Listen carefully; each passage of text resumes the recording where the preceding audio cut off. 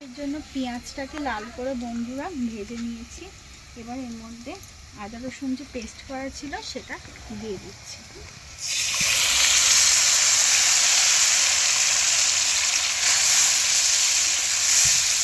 পেঁয়াজ ভেজে আদা রসুনটা দিয়ে দিলাম। আর এদিকে দেখো বন্ধুরা, আলু ভেজে তুলে নিয়েছি লাল করে।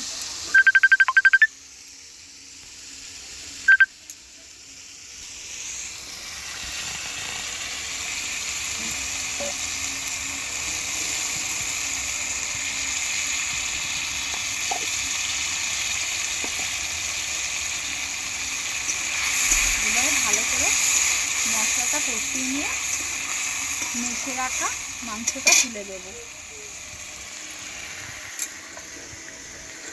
এতে দিয়ে দেবো একটু হলুদ গুঁড়ো,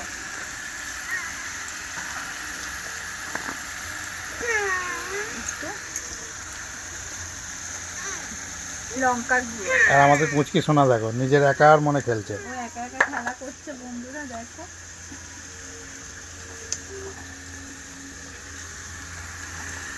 দিয়ে দেবো একটু জিরের গুঁড়ো,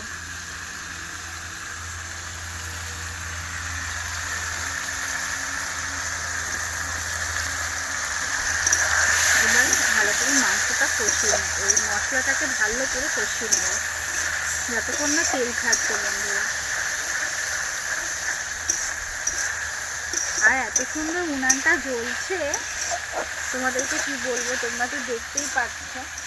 মানে কত তাড়াতাড়ি রান্না হয়ে যাবে কি বলবো, খুব তাড়াতাড়ি রান্নাটা হয়ে যাবে। জলটা সামনের দিকে নিয়ে নিলাম।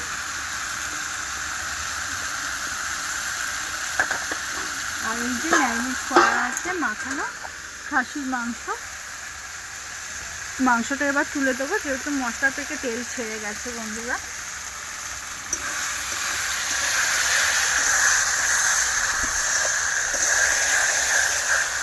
কষিয়ে কষিয়ে কিন্তু একদম তেল ছেড়ে গেছে।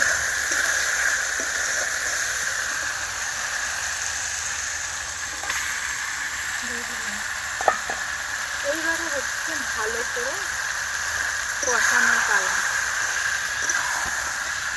এবারে ভালো করে কষিয়ে নেব। ওই দাদা কি মশলাটা কিনেছিল মাংস বৌদি? হ্যাঁ কিনেছিল মশলাটা। হ্যাঁ দাও, মশলাটা এখানে নেই, নিয়ে আসছি।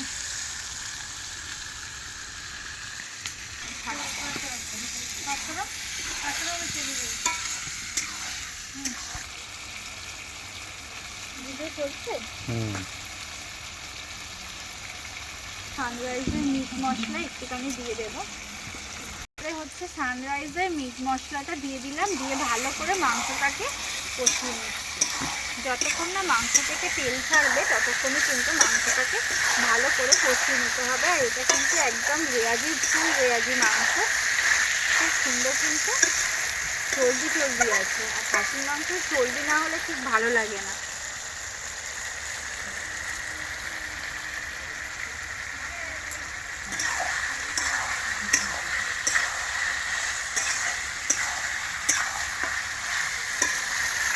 আর আমাদের এটা 700 গ্রাম মাংস হচ্ছে রান্না করছি বন্ধুরা।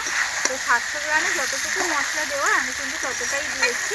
এবার তোমরা যদি পরিমাণে বেশি করো তাহলে মশলার পরিমাণটা একটু বাড়িয়ে দেবে।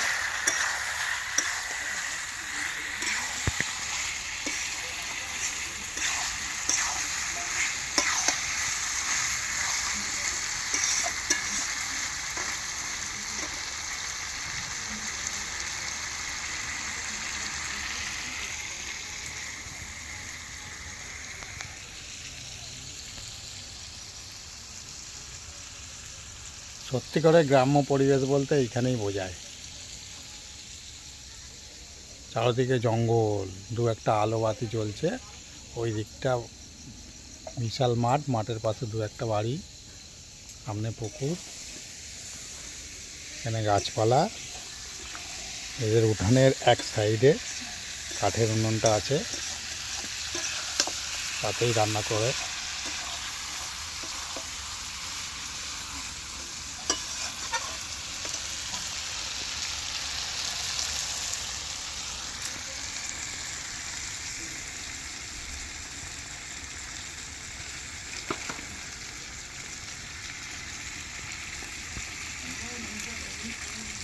কাঠের উনুনে মাংসর টেস্ট আরও বেশি বেড়ে যায়, তাই তো?